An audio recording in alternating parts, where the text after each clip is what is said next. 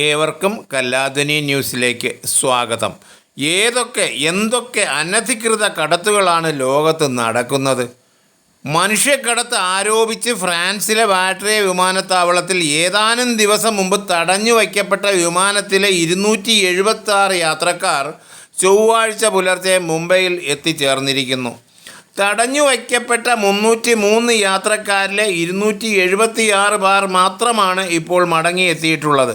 ബാക്കിയുള്ള 27 പേർ ഫ്രാൻസ് എടുത്തിരിക്കുന്ന മനുഷ്യക്കടത്തുമായി ബന്ധപ്പെട്ട കേസിലെ സാക്ഷികളോ ഫ്രാൻസിൽ അഭയം തേടിയവരോ ആകാനുള്ള സാധ്യതയെന്നാണ് വിലയിരുത്തലുള്ളത്. 303 ഇന്ത്യൻ യാത്രക്കാരുമായി ദുബായിൽ നിന്ന് നിക്കാരാഗ്വയിലേക്ക് പോവുകയായിരുന്ന റൊമാനിയൻ കമ്പനിയുടെ ലെജൻഡ് എയർലൈൻസ് വിമാനമാണ് രഹസ്യ വിവരത്തെ തുടർന്ന് ഫ്രാൻസ് വാട്രേ വിമാനത്താവളത്തിൽ തടഞ്ഞു വച്ചത്. കഴിഞ്ഞ വ്യാഴാഴ്ചയായിരുന്നു സംഭവം. വിമാനത്താവളത്തിൽ 3 ദിവസത്തോളം കുടുങ്ങിപ്പോയ യാത്രക്കാർക്ക് താമസിക്കാനായി പ്രത്യേക സൗകര്യങ്ങൾ ഒരുക്കി നൽകിയിരുന്നതായും വാർത്തയുണ്ട്. ന്യൂസ് ഡെസ്ക് കല്ലാധുനി ന്യൂസ്.